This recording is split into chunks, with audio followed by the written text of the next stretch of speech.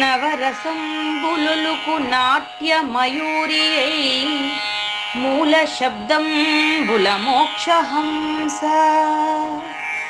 నవరసంబులుకు నాట్యమయూరియై మూల శబ్దంబుల మోక్షహంస. పరమ పవిత్రమౌ పరమాత్మ గీతయే నేడు నాట్యంబాడుచుండెగనుమా. పరమ పవిత్రమో పరమాత్మ గీతయే నేడు నాట్యంబాడుచుండెగనుమ.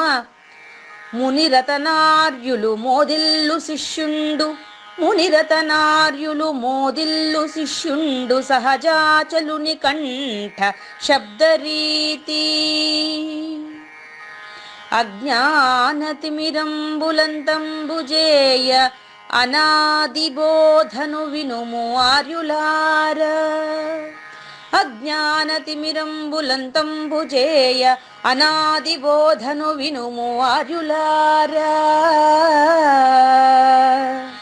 వినుము ఆర్యులార. తెలిపే జ్ఞానేశ్వరుల్ గీతన్ దివ్యరీతి. తెలిపే జ్ఞానేశ్వరుల్ గీతన్ దివ్యరీతి. ఆణిముత్యమీ గ్రంథము అచలులార. ఆణిముత్యమీ గ్రంథము అచలులార. ఆదరించిరి గీతను అచల ఋషులు గురుని వాక్కుగా గ్రహించి గురుతుగనుడు. ఆదరించిరి గీతను అచల ఋషులు గురుని వాక్కుగా గ్రహించి గురుతుగనుడు. హరి ఓం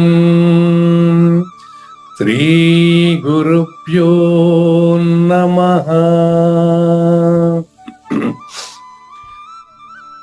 ఓం నమో భగవతే వాసుదేవాయ. ఓం నమో నారాయణాయ. ఓం నమః శివాయ.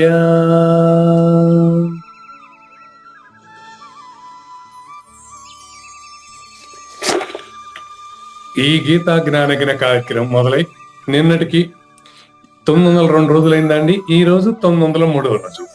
ఈ గీతా జ్ఞానగిన కార్యక్రమం సంకల్పించి నిర్వహిస్తున్న శ్రీ విద్యాసాగర్ గురువు గారికి, శ్రీ వెంకటేశ్వర గురువు గారికి శ్రోతలందరి తరపున ధన్యవాదాలు, వందనాలు. ఈనాటి కార్యక్రమంలో పాల్గొన్న ఆత్మస్వరూపులైన శ్రోతలందరికీ కైవల్యాసనం తరపున, అలాగే శ్రీ శివరామ దీక్షితుల వారి అచల యూట్యూబ్ ఛానల్ తరపున హృదయపూర్వక స్వాగతం, వందనాలు. కార్యక్రమం ప్రారంభించమని గురువు గారిని కోరుతున్నానండి. సర్వము గురుమయము,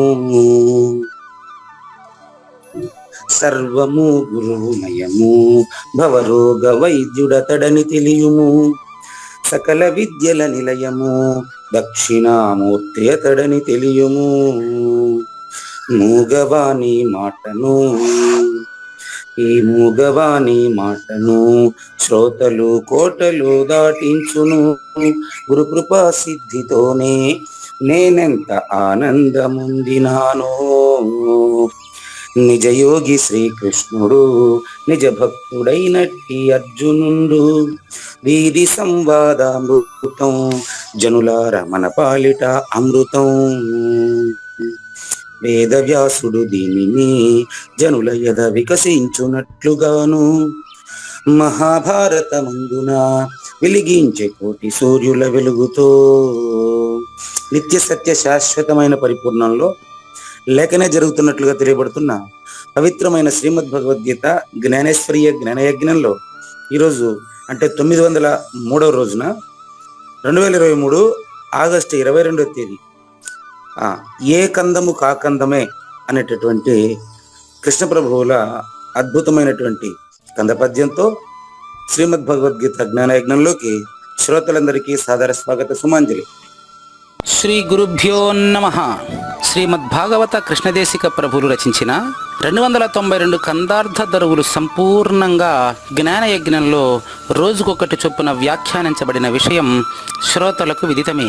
ఈ కందార్థ దరువులను రచించిన 9 సంవత్సరాల వరకు అవి ముద్రణకు నోచుకోలేదని, వాటిలోని నిగూఢ భావాలను మరింత స్పష్టం చేస్తూ రచయిత క్షరాక్షరోపాధి ద్వయదోషరహిత పరమతత్వ కందములు 261 రచించారని, తదుపరి సద్గురు శుభాశీస్సులతో ఈ రెండూ కలిపి ఒకే పుస్తకంగా ముద్రించారని పెద్దలు చెప్పగా విన్నాం. పుస్తకం ఇప్పుడు మన భక్తులతో చాలా మంది దగ్గర ఉంది. ఈ కందపద్యాలు భగవద్గీతకు ఉత్తర గీత వలె సద్గురు భక్తులకు కందార్థ దరువులలోని ఎన్నో సమస్యలకు సమాధానమై విలసిల్లుతోంది. ఎంతో ఉపయోగకరమైనటువంటి ఈ కందపద్యాలను రోజుకు ఒక్కొక్కటి చొప్పున వివరించాలని అడిగిన ప్రత్యక్ష శ్రోతల కోరిక మేరకు జ్ఞానయజ్ఞంలో శ్రీకృష్ణ పరమాత్మ సందేశానికి ముందే ప్రతిరోజు కృష్ణ ప్రభువుల దర్శనం మహద్భాగ్యంగా భావిస్తూ ముందుకు వెళదామా? ఏ కందముక కందమే మా కంద ఫలరస రుచిని మరిపించు రుచిన్, మీ కందములైనను వినుడు ఈ కందములన్ని సత్కవీంద్రుల్లారా. మీ పద విభజన అత్యంత స్పష్టంగా ఉందమ్మా, చాలా సంతోషం. ఈ యొక్క కందపద్యాలు ఏ కందముకు ఆ కందమే అంటే ఇక్కడ ఏ పద్యానికి ఆ పద్యమే అని అర్థం అండి. అప్పుడే మనకు ప్రత్యక్ష శ్రోతల్లో నుంచి స్పందనలు కూడా మొదలైపోయినాయి. ఇక్కడ పాడుతున్న ఆవిడ గారు మీకు తెలిసినటువంటి ప్రత్యక్ష శ్రోత. తెలుసు గురువు గారు, తెలుసు, అమ్మగారు తెలుసు. ఇదే విధంగా ఇంకా మిగతా ప్రత్యక్ష శ్రోతల నుంచి అప్పుడే వాట్సాప్లు మొదలైనవి. ఏంటినంటే ఈ కందపద్యాలని ఎన్నోసార్లు మేము విన్నాము, ఇంత రుచికరంగా ఇవి మేము ఉంటాయని ఎప్పుడు అనుకోలేదు. ఎంతసేపు ఆ 292 కందార్థ దరువుల్ని దాన్ని బట్టి పట్టడానికే సరిపోయింది మాకు. దాని సారాంశం ఇంత స్పష్టంగా ఇంత సులభంగా ఉంటాయని మాకు ఇంతవరకు తెలియదు అని అప్పుడే స్పందనలు మొదలైనవి. అదే విషయాన్ని ఇలా మొదలు కాబోయేటటువంటి ఇంకా రాబోయేటువంటి స్పందనల గురించి ఈ కంద పద్యంలో చెప్పారండి. మొదటి 2 కంద పద్యాలకి ఇది సందేశం పూర్తయిందండి. ఆ స్పందనలకు అదే మనకు ప్రతిఫలం గుర్తు కూడా. ఇదే చూడండి, పూర్తయినటువంటి సందర్భాన్ని, పూర్తయినటువంటి సందేశాన్ని ఒక్కసారి సంక్షిప్తంగా వినిపిస్తాను. కలలో తోచిన శరీరము వంటి ఈ మూలము లేని గుర్తెరిగే శరీరాలు మాట లేనట్టు బయలున లేదు. ఉందనుకోవడం అది నేనే అని మాయ అని చెబుతూ ఉంటుంది. పరిపూర్ణంలో లేని ఎరుక ఉందనుకోవడం మాయ. ఆ మాయ తనను తానుగా నేను గుర్తిరుగుతున్నానని భ్రాంతి చెందుతుంది.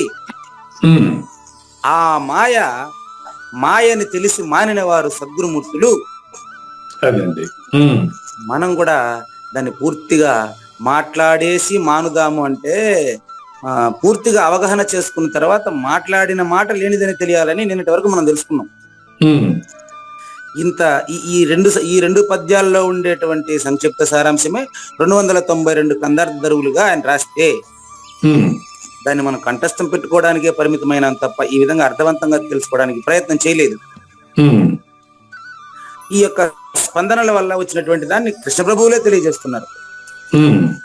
దానికి ముందుగా నా స్పందన చూడండి. అమ్మా, మీరంతా స్పందిస్తున్నటువంటిది మీ హృదయ స్పందన.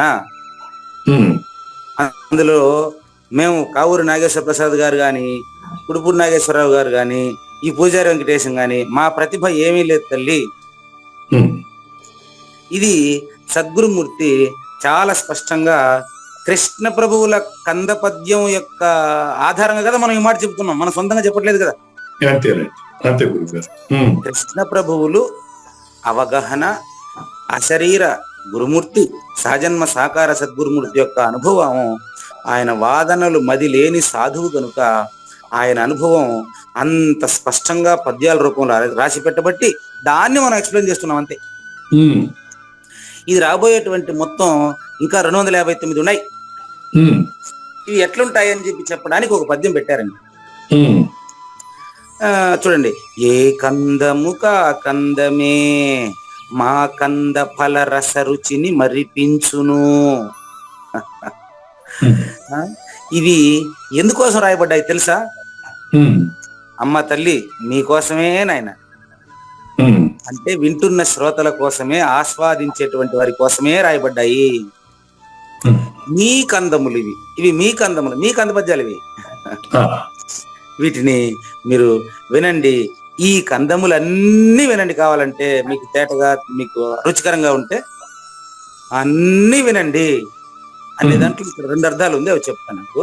ఉమ్, సత్కవీంద్రులారా అన్నారు. ఉమ్, ఇంతవరకు గుర్తుపెట్టుకోండి, సంబోధన లేదు. మొదటి 2 పద్యాల్లో సంబోధన లేదు. ఉమ్, ఓ కలనరులారా అని సంబోధించారు ఫస్ట్. ఉమ్, దాంతో కంప్లీట్ చేశారు. బోధ కంప్లీట్ చేసిన తర్వాత ఉమ్, సత్కవీంద్రులారా అనేటువంటి సంబోధన ఎందుకంటే, ఉమ్, నరులు సత్కవీంద్రులు అయిపోతారు. ఈ రెండు పద్యాల అర్థం తెలిసిపోతే ఉమ్. నరుడు సత్కవీంద్రుడు అయిపోతాడు. ఇంకా అదే. అంటే చూడండి, మోగోడు మాట్లాడతాడు అంటారు చూడండి. ఉమ్, చూడండి, నేను ఇంతకీ ప్రతిరోజు కూడా మాట లేని దాన్ని మాటతో తెలియజేస్తాను. మూగోడు నేను. అదే. ఉమ్, నిజానికి పరిపూర్ణంలో మాట లేదు. అవును. దానిని మాటతో ఎట చెప్తాం చెప్పండి.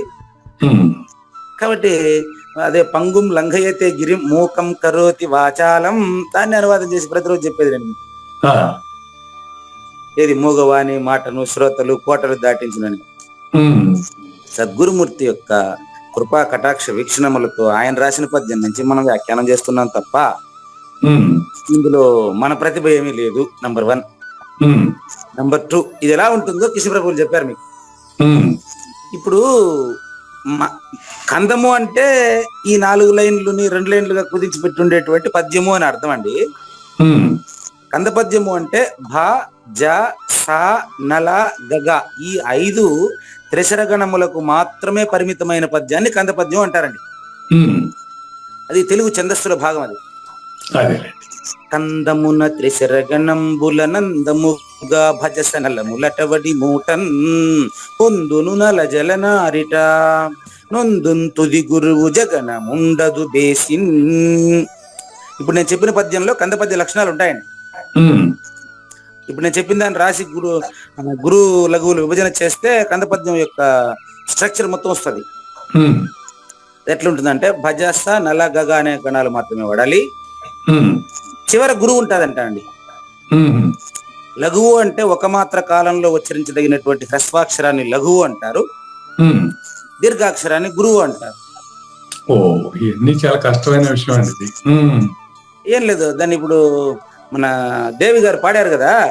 పాడారు, వారు పాడారు. ఇది చాలా నాకు చాలా కష్టమైంది. అయ్యో, అన్నిటికంటే సులభం అండి. ఇప్పుడు ఎన్ని చాలా ఉంది వారు. ఇప్పుడు దేవి గారు పాడడాన్ని నియంత్రించింది ఎవరు తెలుసా? మనం కాదు, కృష్ణప్రభువులు. అంటే ఆవిడ ఎవరైతే పాడబోతున్నారో పాడబోయేవాడు ప్రతిరోజు అదే రాగమే వస్తుంది, అది మారదు. ఏ కందము కా కందమే మా కంద ఫల రస రుచిని మరిపించు రుచిన్. చివరి గురువు రావాలని పెట్టింటాడు, పుల్లక్షరాన్ని కలిపి గురువు అనమాట. లాస్ట్ లో కూడా చూసుకోండి, సరిగణముల తుదిని అంటే 2 లైన్లు కలిపి 1 లైన్ కిందికి లెక్కవి. ఆ విధంగా గ్యాప్ ఇచ్చి రాశారు చూడండి. ఇప్పుడు ఏ కందము నుంచి లాస్ట్ రుచిన్ వరకు ఒక సెక్షన్, ఈ కందం నుంచి సత్కవీంద్రులారా ఒక సెక్షన్, ఆ చివరి గురువు దీర్ఘాక్షరం పెట్టారు చూడండి. అవునండి, మీరు 261కి చూసుకోవచ్చు, ఖచ్చితంగా చివర పుల్ అక్షరం అన్నా ఉంటుంది, దీర్ఘాక్షరం అన్నా ఉంటుంది. అది గురువు అన్నారుగా మీరు, లఘువు గురువు అన్నారుగా. అన్నిటికీ అట్టే ఉంటది, దాని లక్షణం అది. అంతేలేండి, కందం కాందమైన లఘువు, తర్వాత గురువు. ఓకే, కందము అనే దానికి అర్థం చెప్పా. ఏ కందము కా కందమే అంటే ఏ పద్యానికి ఆ పద్యమే. అది మీకు ఎట్లుంటది తెలుసా? ఇప్పుడు మా కందము అంటే మామిడి పండు. ఇప్పుడు మీకు నాగేశ్వరరావు గారు మీకు ఏ మామిడి పండ్లు ఎన్నో రకాలు ఉన్నాయి కదా, తినుంటారు మీరు, మామిడి పండ్లు తినుంటారు కదా. అందులో మీకు ఏ రకం మామిడి పండు అంటే ఇష్టం అని అడుగుతున్నాడు ఆయన. మా కంద ఫల రస రుచి, ఉమ్, మామిడి పండ్లు తెస్తే ఇప్పుడు మీ ఇంటికి ఒక మామిడి పళ్ళు లారీ వచ్చింది అనుకోండి, ఉమ్, అమ్మ మామిడి పళ్ళు తీసుకోండి అంటే ఉమ్, మీరేమో బెంగళూరు పండుగ అంటారు, ఆ, ఇంకా అమ్మగారేమో మల్గోబా నాకు ఇష్టం అంటారు. ఉమ్, అదే నేను మీ ఇంటికి వచ్చి ఉంటాను అనుకో, ఉమ్, నాకు వేరే ఇంకొక పండు ఇష్టం అంటాను. ఉమ్, ఇట్లా మామిడి పండులో ఎన్ని రకాలు ఉంటే అన్ని రకాలని ఇష్టపడే వాళ్ళు అంతమంది ఉంటారండి. ఉమ్, నా కంద పద్యాలు కూడా అంతేనండి అంటాడు కృష్ణప్రభు.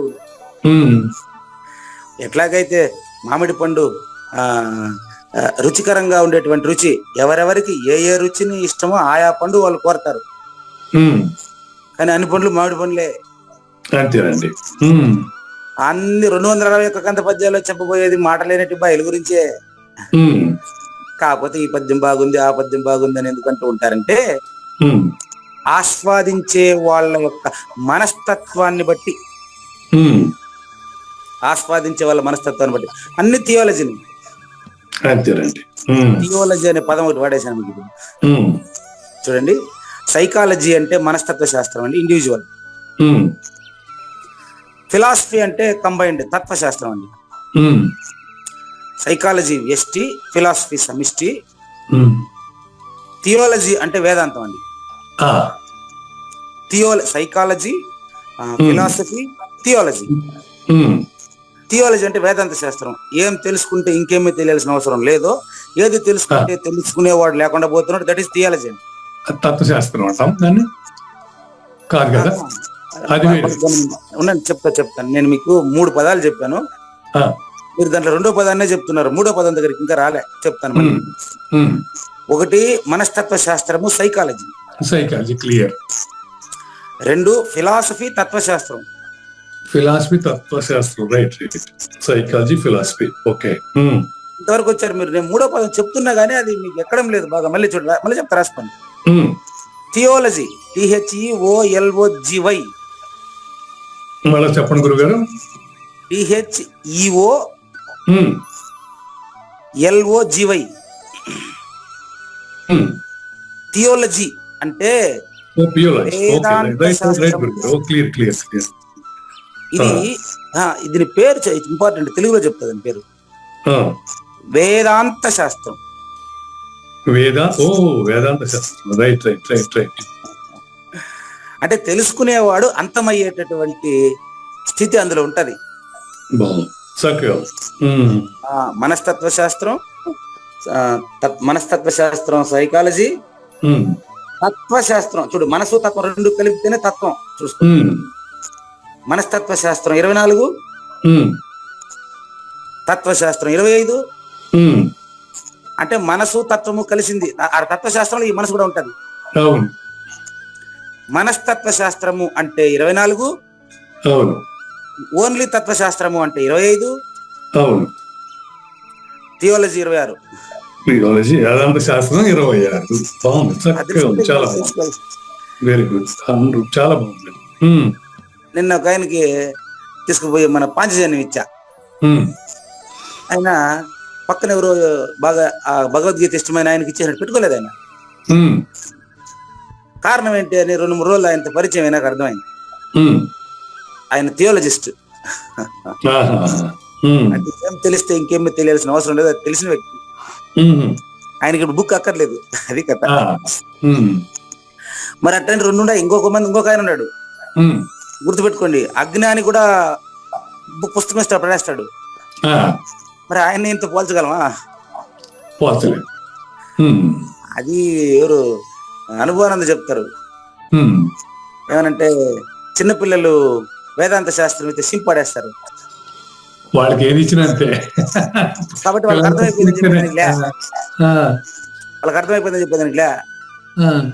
మళ్ళీ అంతే ఎందుకు చెప్తున్నా 2 అంటే, అరే గురుగారు ఈరోజు చెప్పారు కదా క్లాస్ లో మనకు, కాబట్టి పుస్తకం అవసరం లేదంటే అన్ని తెలిసిపోయినట్టు అనేసి ఎవరు వచ్చి బుక్ ఇచ్చినా తీసుకోబోకుండా ఉండబాకండి. అట్లా ఇట్లా. కాబట్టి ఇది వేదాంత శాస్త్రం కనుక ఇది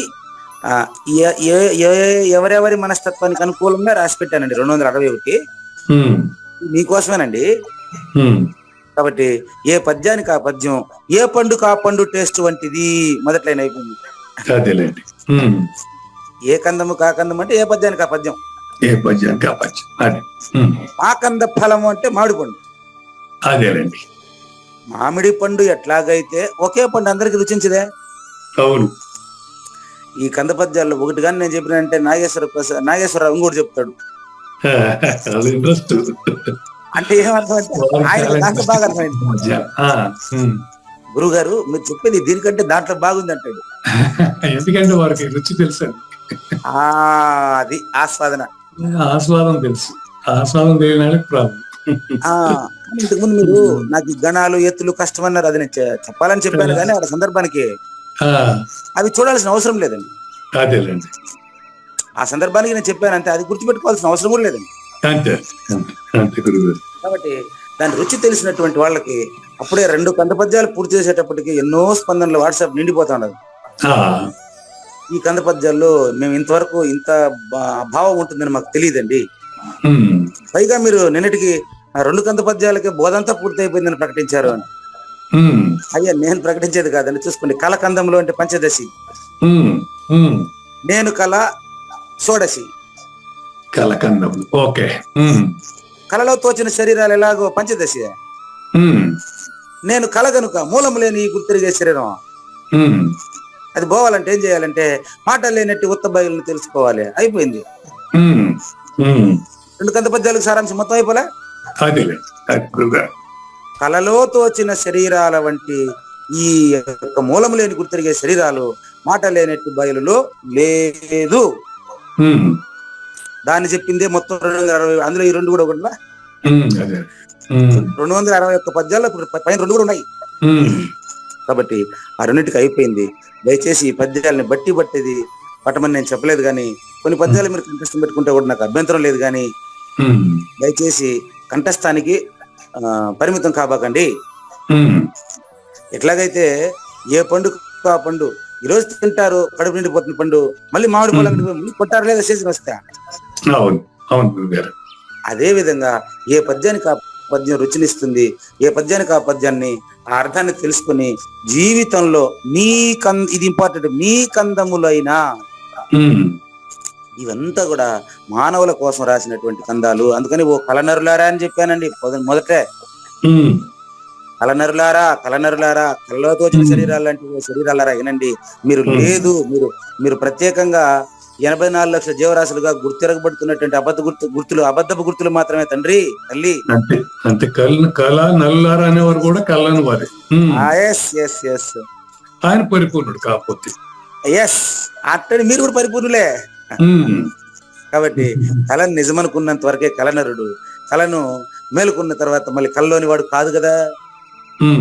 కలవారికి మేల్కొలగలవారికి కలవారికి మేలు కలోగలవారికి ఆడ తేడా చూసేయండి. కలవారికి అంటే కలగంటున్న వాళ్ళు, మేలుకలో కలవారికి అంటే అక్కడ కళ అంటే కలగంటున్న కళ అని అర్థం. మేలుకలో కలవారికి అంటే అచల పరిపూర్ణుడికి అని అర్థం. పదాలు ఒకటే. అది రాస్తాడు. అది ఎన్నో కంద పద్యం గుర్తులేదు, అదో రాబోతుంది. అది అందుకనే రుచిగా ఉంటది అని చెప్పేది ఒక ఎగ్జాంపుల్ చెప్పాను ఇక్కడ. అది ఎంత రుచిగా ఉందో మీరే చూడండి. కల్లవారికి మేలుకలో కల్లవారికి జాగ్రత్తందు వైరము కలదా. కలకంటా ఉండేవాడు మేలుకుంటా ఉండే కొట్లాడుతూ ఉంటాడు అనుకో. మెలకువలో ఈ కొట్లాట ఉందా? అది కల్లో కొట్లాడుతూ ఉన్నాడు వాడు. రాత్రి మా పాప ఏం చెప్తాను, కోసి చంపేసినట్టు కల వచ్చింది నాన్న, మరి రక్తం కూడా పోతా ఉంది, నా శరీరం ముక్కలు ముక్కలుగా నరికేసినట్టున్నారు, నేను ఎట్టా నాకు భయంగా ఉండదు అని చెప్తా ఉంది అనమాట పాప. అది కల్లో నరికిన నరుకుడు. సరే ఇప్పుడు ఎక్కడ హాస్పిటల్కి పోదాం రా అర్జెంట్ గా అని చెప్పేది. నేను కళ్ళ ముక్కలు నరికేశారట మా పాపని. ఆ పాపను వెంటనే ఏం చెప్పాను, అమ్మ హాస్పిటల్కి పోదాం రా అని. నేను లేదంట పక్కింటి ఆవిడ తాయెత్తుకు పిలుస్తా ఉంది. భ్రమం తీసేయాలి యాక్చువల్ గా. ఆ క్రమం ఇందువల్ల వచ్చిందమ్మా అందువల్ల వచ్చిందని కనిపించి చెప్పాలేమో. అంతే అంతే అంతే. కాబట్టి మనం మాట్లాడిని కూడా కళ్ళలో మాట్లాడని చక్కగా చెప్పారు మీరు, చాలా సంతోషం. ఇవంతా మీ కందములు అంటే కళనరుల కోసం ఏర్పాటు చేసినవి కాబట్టి దయచేసి వీటన్నిటిని కూడా ప్రతి కంద పద్యాన్ని కూడా మీరు మామిడి పళ్ళ రకాలను నాలుకతో, రుచితో, శరీరంతో ఆస్వాదించినట్లుగానే శరీరులై వింటున్న సర్వశ్రోతల్లారా మీరు సత్కవీంద్రులై అంటే ప్రతి ఒక్కరూ కూడా దీన్ని ఆచరించి ఇతరులకు మార్గదర్శకంగా ప్రవర్తిస్తారని నేను భావిస్తాను అని కృష్ణ ప్రభువులు చెప్పడంతో కొద్దిగా సమయం అధికంగా తీసుకున్నాను. రచయితకు ధన్యవాదాలండి. ఈరోజు మనకి ఇంకొండే అర్ధగంటలో 15వ అధ్యాయంలో ఇందాక వ్యష్టి పూర్తయింది. జనన మరణాలకు ఎలా వస్తున్నాడు భ్రాంతి జీవుడు అని తెలుసుకున్నాం. పువ్వులో నుంచి వాసన ముక్కు దగ్గరికి వచ్చినప్పుడు ఆ పువ్వుకి ఈ ముక్కుకి సంబంధం గాని గాలి కర్తగాదు. జీవుడు కూడా నిజానికి కర్తగాడు. కర్తగా తన నెత్తిని ఏం వేసుకుంటున్నాడు చూసేసినాం. ఇప్పుడు సమిష్టికర్తగా మిమ్మల్ని చూపిస్తానండి. సమిష్టికర్త కూడా మీరేనండి. అక్కడ నాగేశ్వర ప్రసాద్ ఉండడండి, శూన్యం ఉంటది. 903, 4, 5 సారీ 903వ ఎపిసోడ్ లో 12, 13, 14 3 శ్లోకాలు పూర్తవుతాయి. ఇవాళ 3 పూర్తవుతాయండి. ఆ 3టిని కొంచెం వివరంగా చెప్తాను, గుర్తుపెట్టుకోండి. దీని యొక్క టైటిల్ చెప్పాను మీకు ఆల్రెడీ. లేని సమిష్టికర్త కర్మ క్రియ. రాసుకోండి, ఈ రోజు డేట్ లో అందరూ రాసుకోండి. లేని సమిష్టికర్త కర్మ క్రియ. అంతే. 12, 13, 14 3 శ్లోకాలు అయిపోతాయి. అంతేనండి. లేని దాన్ని లేదని చెప్పేదానికి నాకు ఎక్కువ టైం ఎందుకొని చూడండి. మనం కానివ్వండి. శ్రీ భగవాన్ ఉవాచ యదాదిత్యగతం తేజో జగద్భాసయతే అఖిలం యచ్చంద్రమసి యచ్చాగ్నౌ తత్తేజో విద్ధి మామకం. గుర్తుపెట్టుకోండి. యత్ ఏదైతే ఆదిత్యగతం తేజ జగత్ భాసయతే. ఇక్కడ భాసయతే అనే పదాన్ని మీకు ఎక్స్ప్లెయిన్ చేస్తాను. యత్ చంద్రమసి యత్ చ అగ్నౌ తత్ తేజ విద్ధి మామకం. ఇందులో 3 విశేషాలు చెప్పారండి. సూర్యుడు, చంద్రుడు, అగ్ని, ఇది ఒక త్రిపుటి. చూసుకోండి, సూర్యుడు, చంద్రుడు, అగ్ని, ఇది ఒక త్రిపుటి అండి. ఇక్కడ సూర్యుడు అంటే చూడండి జ్ఞానము. ఆ జ్ఞానం కలగాలంటే సూర్యుడు, చంద్రుడు, భూమి 3కి త్రిపుటి ఉంటేనే కలుగుతుందండి. భూమి వికారమైనటువంటి కావూరి నాగేశ్వర ప్రసాద్ లో తెలియబడతా ఉండేది 84 లక్షల జీవరాశులకు సత్తా అందిస్తా ఉండేదేనా కాదా? ఆ శూన్య ప్రూఫ్ ఏంటంటే మీకు నిన్న లాస్ట్ ఏం చెప్పారంటే నేను ప్రాప్తింపజాలను అని చెప్పినటువంటి నేను పరిపూర్ణుడు అన్నాను. నేను మీకు ప్రాప్తింపజాలను, బయలెట్టిది ఎంతో తెలియబడదు ఎవ్వరికి. ఊరికి తెలియబడదండి పరిపూర్ణ ఇట్లా అని. ఎందుకంటే చీకటి ఎప్పుడైనా పగులు చూసిందా? చీకటి సూర్యుని గురించి అధ్యయనం చేసి తెలుసుకునే అవకాశం దానికి లేదు. పట్టుకోండి. చీకటి సూర్యుని గురించి అధ్యయనం చేసి నేను లేను అని తెలుసుకునే అవకాశం చీకటికి ఉందా? అటు కాదు, మీరే మీ దగ్గర చెప్పిస్తాను. కొంచెం పెట్టండి, మీ దగ్గర కొంచెం మ్యాథ్ వేయండి. చూడండి సార్, బాగా గమనించండి. సర్వశ్రోతలారా బాగా గమనించండి. చీకటికి సూర్యుని గురించి అధ్యయనం చేసి సూర్యుడిని వచ్చి చూసి ఇతను సూర్యుడు అని తెలుసుకునే అవకాశం దానికి లేనే లేదు. అవకాశం లేదు.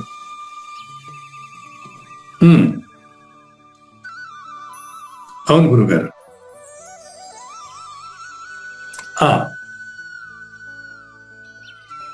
గురుగారు మీరు మ్యూట్ అయినట్టుంది.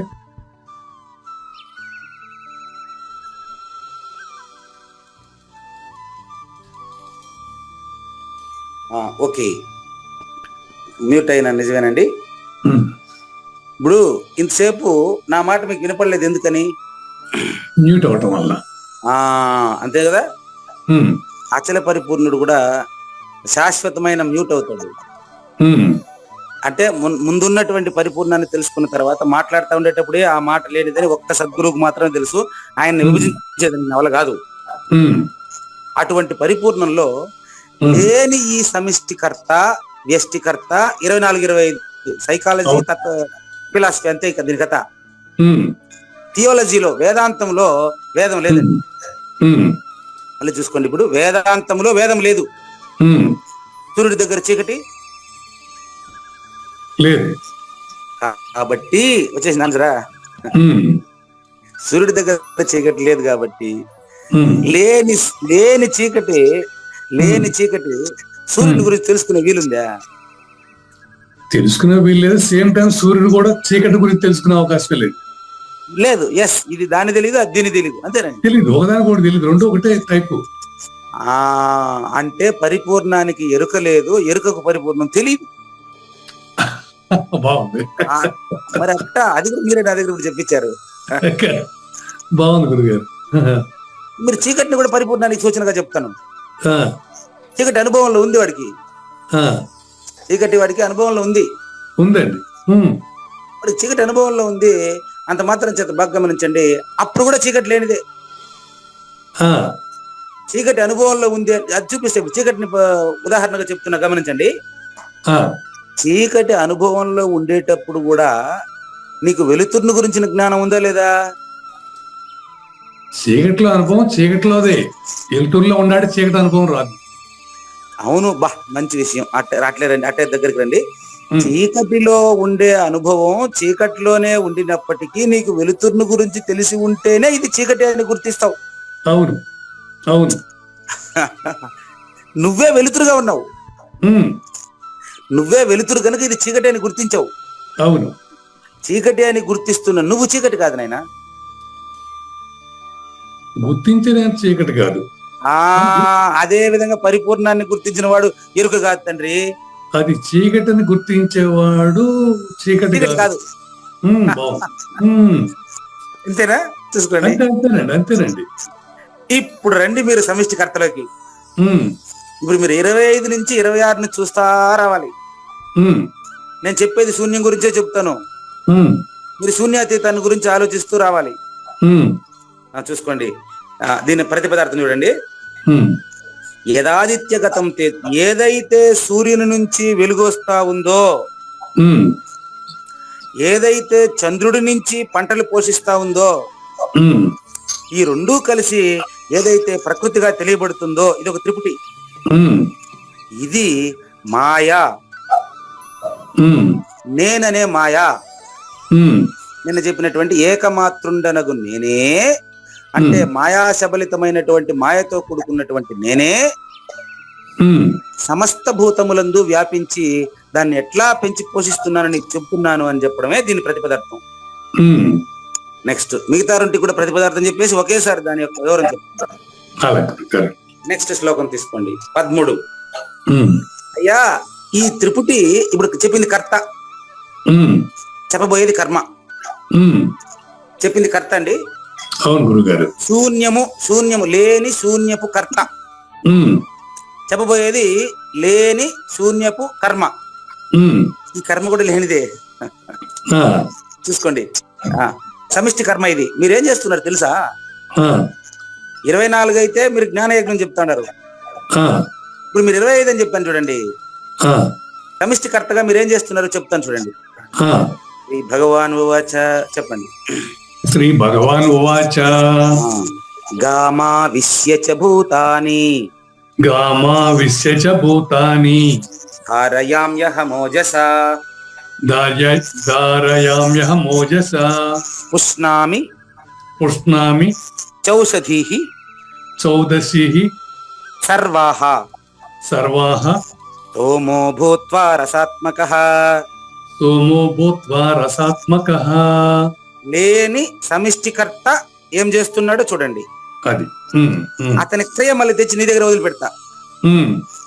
ఇప్పుడు మీరు ప్రపంచ సృష్టికర్త, మొత్తం ప్రకృతి సృష్టికర్త ఏం చేస్తున్నారు మీరు తెలుసా?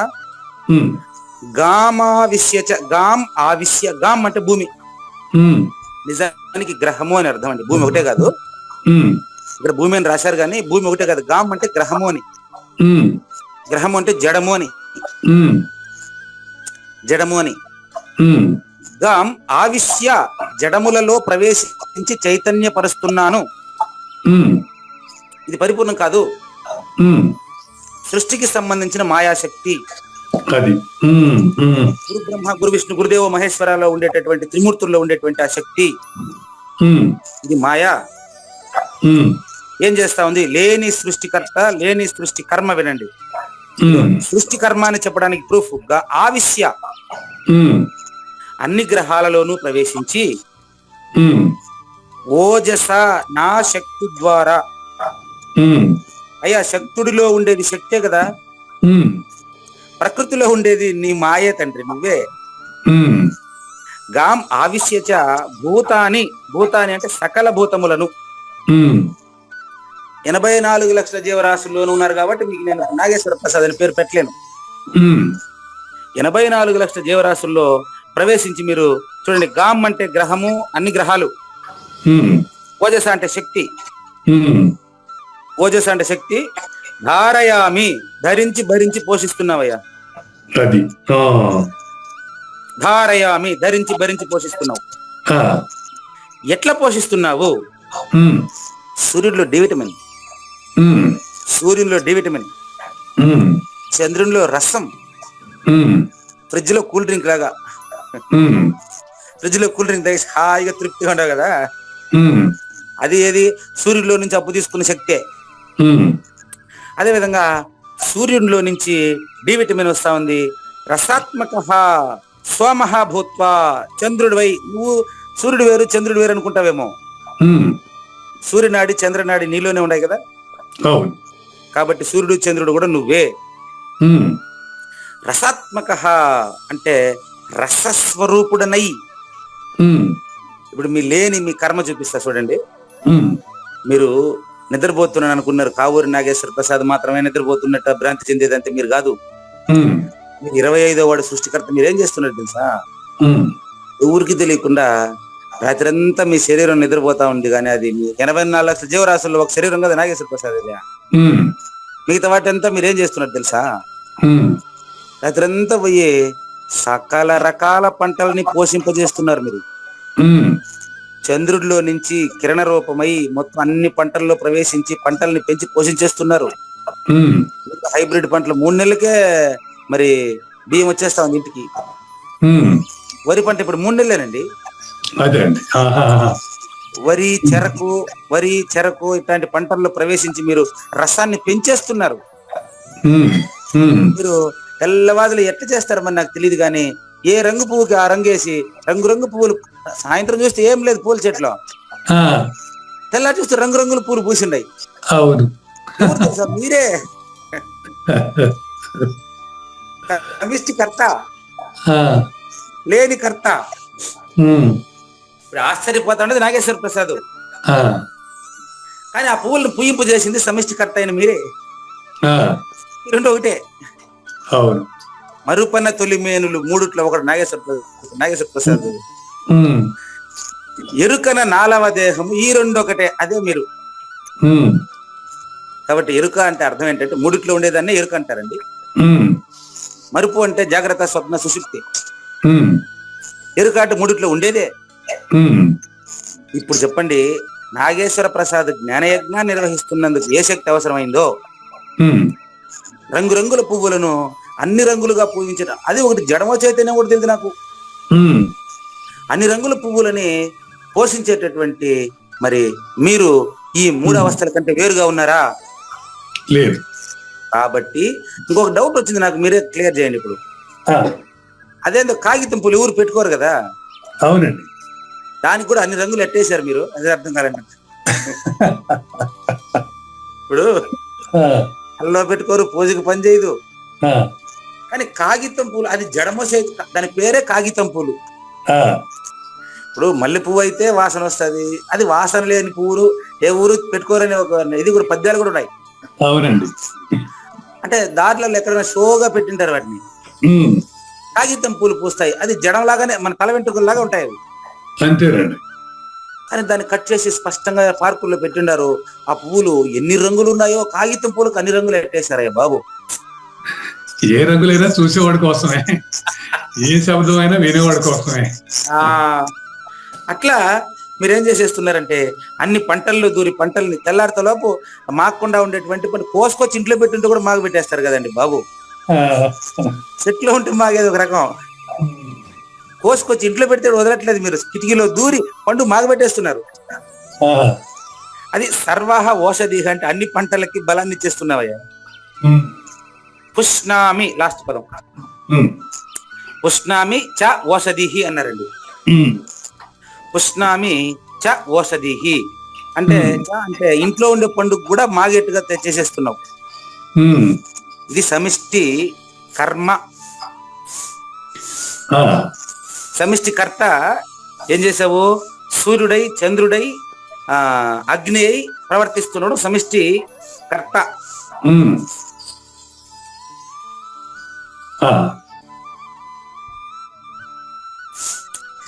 సమిష్టి కర్త చెప్పాను, ఇప్పుడు సమిష్టి కర్మ చెప్తున్నానండి.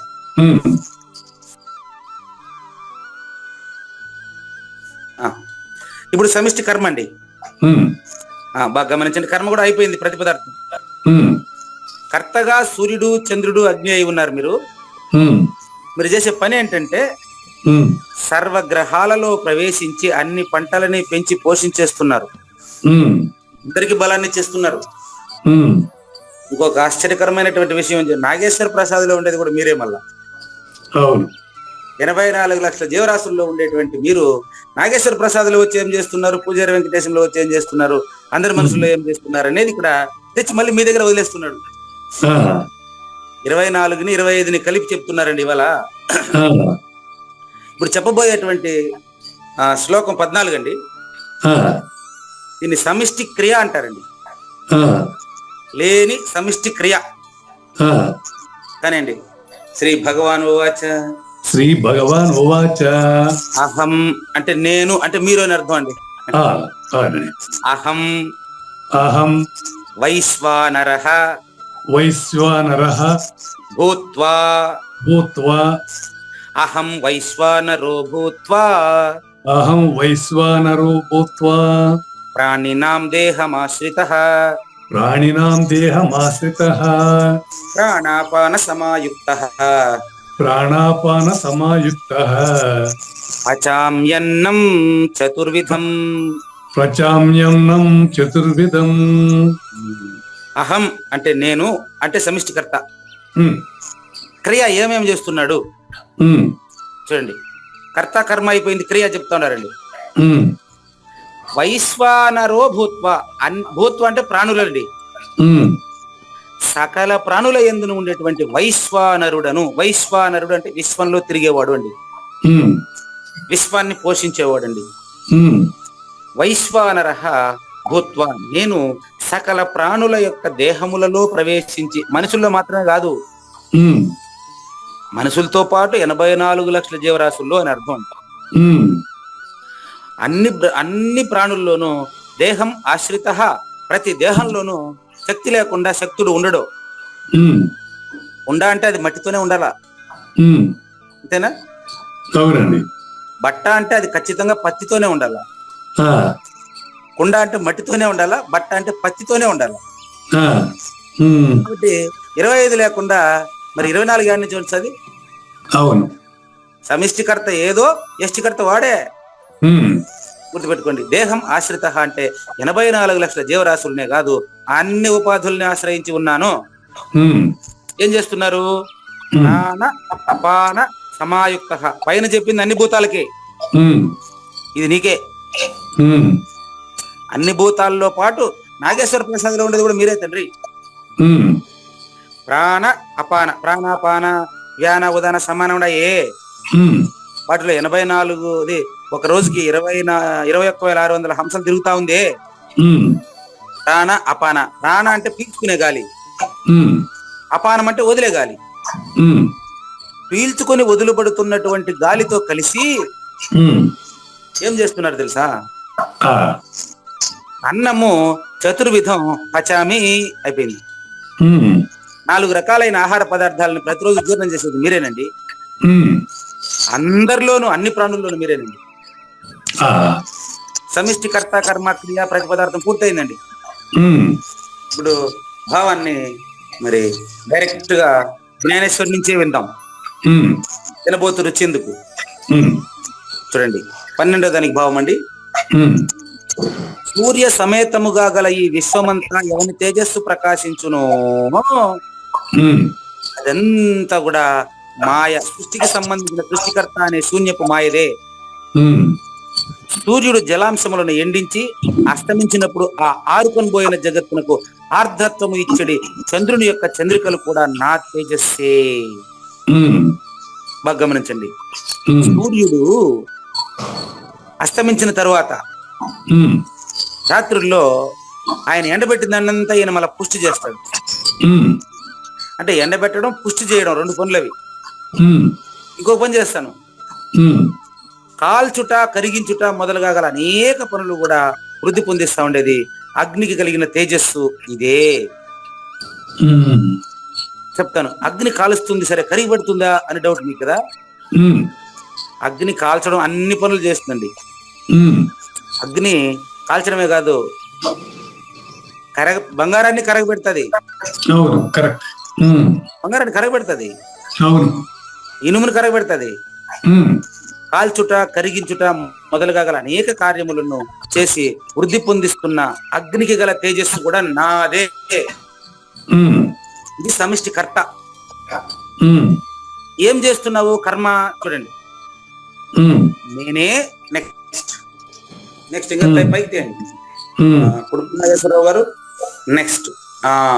ఇక్కడ చూడండి, నేనే మీరేనండి, అంటే సమిష్టి కర్త అండి. ఉమ్, ఏం చేస్తున్నాడు? కర్మ చేస్తాడు. ఏం కర్మ? భూతములందు ప్రవేశించి ఉమ్, దానిని సంభాళించి ఉంతును. ఓకే. ఉమ్, సంభాళించి ఉంచడం అంటే ఉనికి కలిగిస్తాను. ఉమ్, ఇప్పుడు కుండకు ఉనికి మట్టి, అవునండి. బట్టకు ఉనికి పత్తి, ఉమ్, పూజారి వెంకటేశానికి ఉనికి మాయ, ఓకే. ప్రకృతికి ఉనికి మాయ. ప్రకృతికి ఉనికి మాయ. ఓకే అండి, ఉనికి రైట్, బాగుందండి, చక్కగా ఉంది. ఏ మాయ, అదే అంతేనండి, అంతే గురువు గారు. అంతేనా? అవునండి. కాబట్టి ప్రకృతి ఉండడానికి కారణం ఈ మూడైనా కాదా చూసుకోండి. త్రిపుటి, అవునండి. సూర్యుడు, చంద్రుడు, భూమి, ఈ 3 లేకుండా ప్రకృతిని నాకు చూపేయండి, మీరు చూద్దాం. అవునండి. చూపించేదానికి మాట్లాడుతూ ఉండేవాడు కూడా ఈ 3 భాగమే. అంతేనండి. ఇదే ఎరుక. ఉమ్, ఈ 3 భాగమేనని తెలుసుకుంటే ఎరుక, తెలియకపోతే మరుపు. ఉమ్, చూసుకోండి, సూర్యుడు, చంద్రుడు, భూమి, ఇది సమిష్టిని చూపించాను మీకు. ఈ మూడే మనిషికి యొక్క ఉనికి, మనిషి ఉనికి అదే. కాదు, మొత్తం ప్రపంచం యొక్క ఉనికి కూడా అదే. ప్రపంచం ప్రపంచం యొక్క ఉనికి. ఓకే, ప్రపంచం యొక్క ఉనికి. అంటే మీరన్న మనిషి 24, ఆ, ప్రపంచాన్ని తెలుసుకుంటున్నప్పుడు వాడే 25. అవును, కరెక్టే కదా. ఉమ్, నాగేశ్వర ప్రసాద్ గా మాత్రమే మీరు తెలియబడితే దాన్ని మరుపు అంటాము, దాన్నే జాగ్రత్త అవస్థ అంటాము. ఉమ్, అదేవిధంగా స్వప్నంలో కూడా మీరు దాన్ని మాత్రం అనుకుంటారు కాబట్టి దాన్ని స్వప్నావస్థ అంటాం, ఇంకొకటి సుషుప్తి అంటాం. ఈ 3 దేనికదే పరిమితంగా తెలిసినప్పుడు వాడిని జీవుడు అంటాము. అవిద్య, అజ్ఞానం 24. అవును. ఈ 3 అవస్థల్లో ఉండుకునే సమిష్టిని గుర్తిరిగేస్తున్నారు చూడు, ఉమ్, అన్ని ఎరుకంటారండి. ఉమ్, లేరండి, చెప్తాను నేను. 13వ శ్లోకానికి వ్యాఖ్యానం చెప్తానండి. అంతే. ఉమ్, ఇది ఎరుక, మరుపు 2 ఒకటేనా వేరు వేరా? ఒకటే. అది కర్మ ఏం పని చేస్తుందంటే అనేక భూతాల్లో ప్రవేశించి సంపాలించి అన్నిటికీ ఉనికి కల్పిస్తున్నారు. అరే మళ్ళా అదే చెప్తున్నారండి. ఆయన కూడా మనం చెప్పిన ఉదాహరణ. మట్టి బిడ్డ రూపమున ఉన్నప్పటికీ ఇప్పుడు ఈ మట్టి ఈ నీళ్ళలో కరుగుతుంది, ఈ నీళ్లను నేను ఆవిరి చేస్తే ఆవిరి అవుతుంది. ఇది మన వేస్ట్ చేసే పని. కానీ ఈ యొక్క మహాసాగర జలం ఉండ చూడండి, మట్టి బిడ్డ రూపమున ఉన్నప్పటికీ మహాసాగర జలమున అది కరిగిపోదు. ఇది ఆ ఉనికి కలిగించడం వలన ఏమైతా ఉందంటే, ఇప్పుడు కాల్చకుండా ఉండే మట్టి అయితే కాల్చకుండా ఉండే మట్టి కుండా నీళ్ళలో పెడితే వెంటనే కరిగిపోతుంది. అది మ్యాన్ మేడ్ కొన్ని ప్రక్రియల ద్వారా దాన్ని కన్నా కాల్చి కుండగా తయారు చేస్తే అది కరగమంటే సముద్రంలో పోయి పెడితే కూడా కరగదు అది. అవును. ఈ మార్పులకు కారణం ప్రకృతి యొక్క మాయాశక్తియే. నెక్స్ట్, అసంఖ్యాకములైనటువంటి ఈ భూత కోటి యొక్క భారమును ఈ పృథివీ ఏ శక్తి వలన మోస్తుంది? ఆ శక్తే నువ్వు. అంటే ఇప్పుడు ప్రపంచాన్ని ధరించి భరించి పోషిస్తా ఉండేది నువ్వేనని తెలిస్తేనే అది ఇరుక, అంతేనండి. తెలియకపోతే మరుపు. ఇప్పుడు ఎరుక మరుపుల గురించి ఎక్స్ప్లెయిన్ చేస్తా ఉండేది. అంతేనండి. లేని ఎరుక కర్త 12వ శ్లోకం, లేని ఎరుక కర్మ 13వ శ్లోకం. ఆ శక్తి ఈ నేనే అంటే ఈ మాయాశబలిత బ్రహ్మదే. అనవసరంగా నేను పరిపూర్ణాన్ని అనుకుంటా ఉంది, దానిదే ఇది. దానిలో ప్రవేశపెట్టి దానిని ప్రధానమనర్తును, దేనిని? భూమి మొదలైన గ్రహాలను. అది చూడండి, అమృత సరోవరము వలె నిండి ఉన్నాను. ఎట్లా? ఆకాశంలో చంద్ర రూపంలో ఉంటూ నేనేం చేస్తున్నాను? భూమి పైన గ్రహాల పైన ఉండేటటువంటి పువ్వుల్ని పుయ్యిస్తాను, పండ్లలో రసం కలిగిస్తాను. ఒక 2 నెలలకంత పాలు ఎక్కుతుంది అంటారు. వరి పంట పాలు ఎక్కిందంటే భలే టేస్ట్గా ఉంటది. అంత స్పష్టంగా మొక్కల్లో పంటలు పండిస్తా ఉండేది మాయా శబలిత బ్రహ్మమైనటువంటి సూర్యుని ప్రతిరూపమైనటువంటి చంద్రుడే కదా. కాబట్టి లేని ఎరుక కర్మ ఇలా ఉంటుందండి. సూర్యుని రూపంలో అంతటికీ వెలుగులు అందిస్తాను, చంద్రుడి రూపంలో అన్ని పంటల్ని పండిస్తాను, అన్ని పుష్పాలని పూయిస్తాను, అన్ని ఫలములను పండిస్తాను, పండు మాగేటుగా చేస్తాను. అక్కడి నుంచి ఇంకా కిందికి పోయే కిరణములందు నేనే అమృతాన్ని నింపి వనస్పతులన్నిటికీ, వనస్పతులు అంటే భూమి పైన మొలసినటువంటి గడ్డి నుంచి మొత్తం అండి, ఓషధులు అని అర్థం. వనస్పతులు, ఓషధులు అంటే ఈ యొక్క పచ్చగా పెరిగేటువంటి చెట్లలో చాలా ఉన్నాయండి వైద్యానికి పనికొచ్చేవి. ఇప్పుడు గుడుపూడి నాగేశ్వరరావు గారి వాళ్ళ నాన్నగారికి ఏదో ఒక దీనికి వైద్యానికి పనికొచ్చేటివి ఆయన పోయి అక్కడ స్టడీ చేసుకుని వచ్చాడు. అది ఏం నాయన ఏం పోయి తెలుసుకొచ్చినామంటే అదంతా మీది చుట్టుపక్కల ఉండేదే గురువు గారు అంటాడు.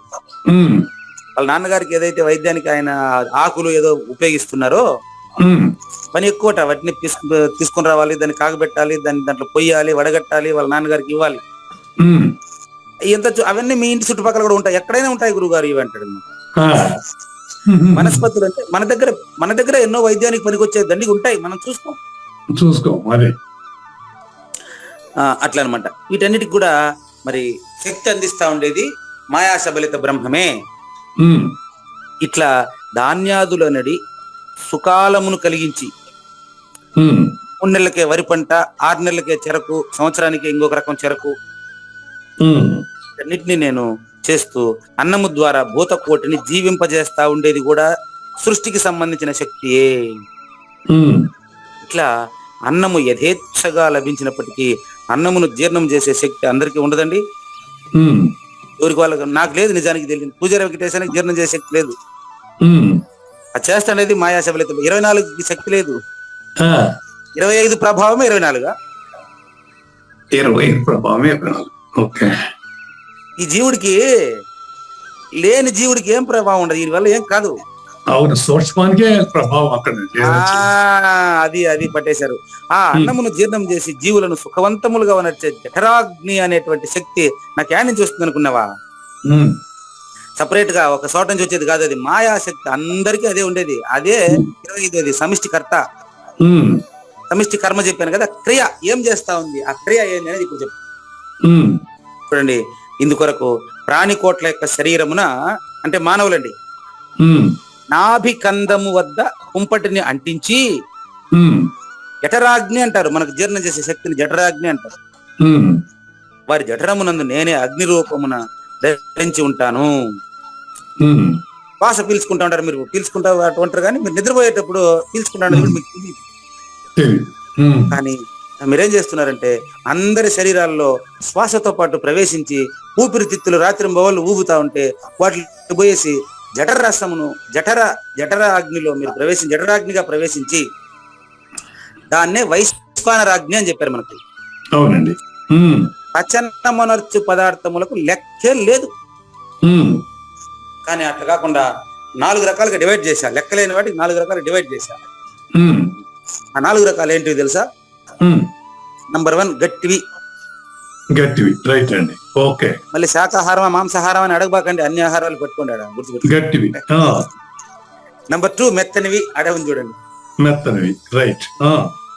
నంబర్ 1 గట్టివి, నంబర్ 2 మెత్తనివి, తర్వాత 3 చక్కగా పక్వమైనవి. ఇప్పుడు శాకాహారం పెట్టుకోండి, మీ ఇష్టం ఏదైనా పెట్టుకోండి. పండ్లు పక్వమైనవి.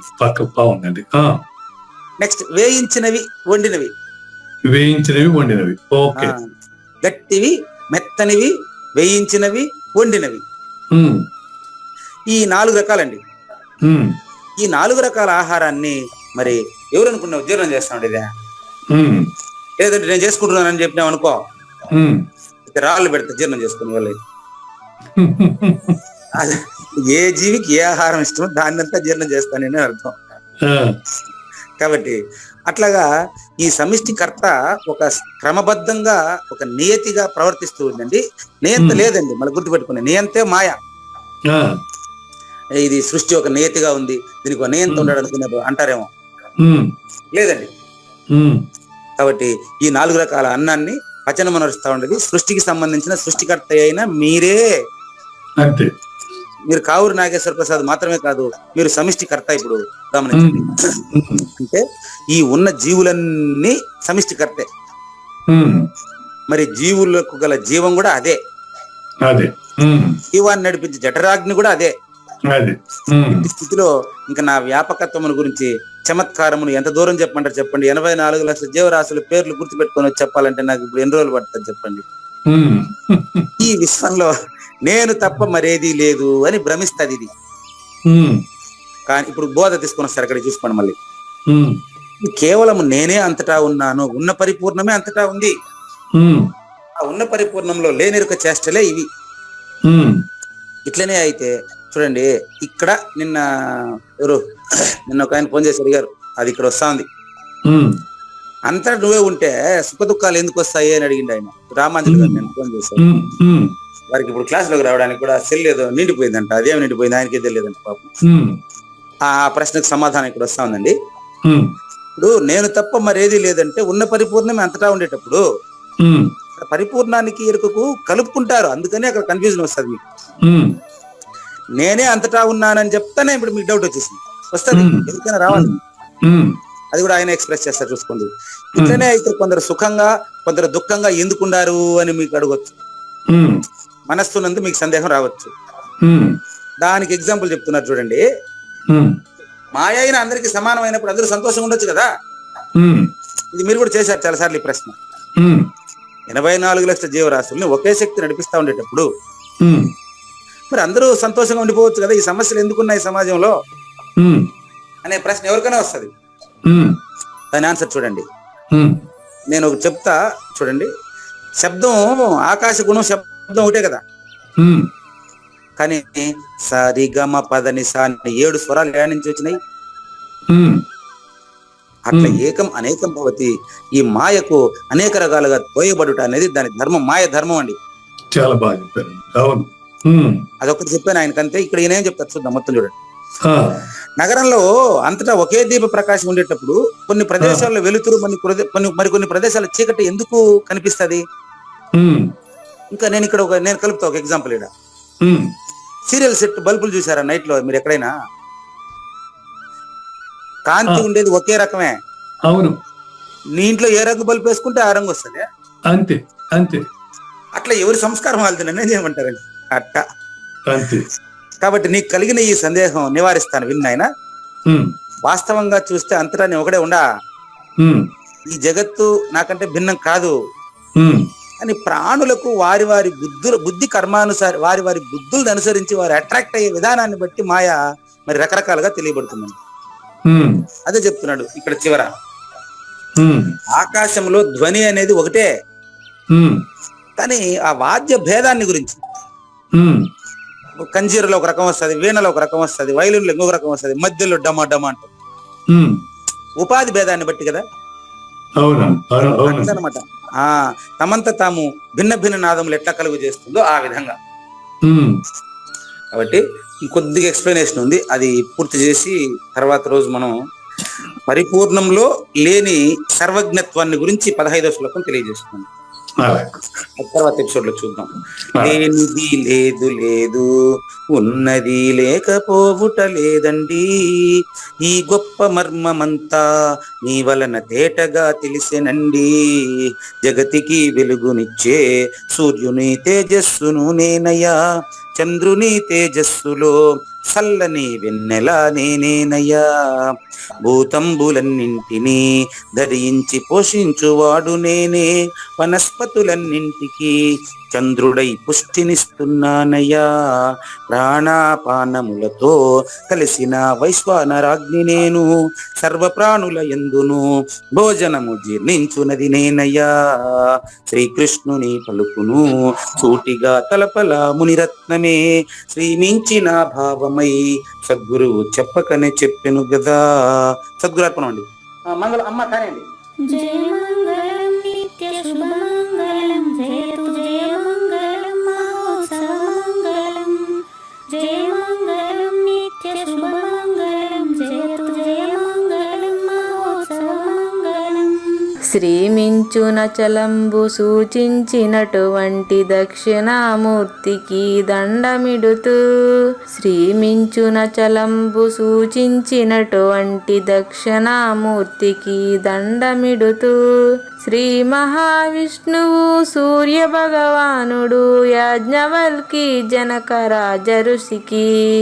జయ మంగళం నిత్య శుభమంగళం, జయతు జయ మంగళం మహోత్సవ మంగళం. అయం వ్యర్థ బాహ్య కోపిన భవతి అనే సుఖయోగి సాంది పరుసుల వరుస. అయం వ్యర్థ బాహ్య కోపిన భవతి అనే సుఖయోగి సాంది పరుసుల వరుస. దీనినే శ్రీకృష్ణ పరమాత్మ వద్దనే ఎరిగరిగిన ఉద్ధవార్జునులకు. జయ మంగళం నిత్య శుభమంగళం, జయతు జయ మంగళం మహోత్సవ మంగళం. శ్రీ అల్లమా ప్రభు బసవేశ్వరుండును బ్రహ్మానంద రామానంద స్వామి. శ్రీ అల్లమా ప్రభు బసవేశ్వరుండును బ్రహ్మానంద రామానంద స్వామి. నవరసాలు లిఖించు నాట్యమయూరిగా గీతను మలచిన జ్ఞానేశ్వరులకు. జయ మంగళం నిత్య శుభమంగళం, జయతు జయ మంగళం మహోత్సవ మంగళం. కబీరు దాసుడు సహజానంద గురుడు రామావధూతయు రాజితముగా. కబీరు దాసుడు సహజానంద గురుడు రామావధూతయు రాజితముగా. అంబికా శివయోగి శ్రీవేమన నిరంజన వెంకయ్య తిరువెంగళార్యులకును. జయ మంగళం నిత్య శుభమంగళం, జయతు జయ మంగళం మహోత్సవ మంగళం.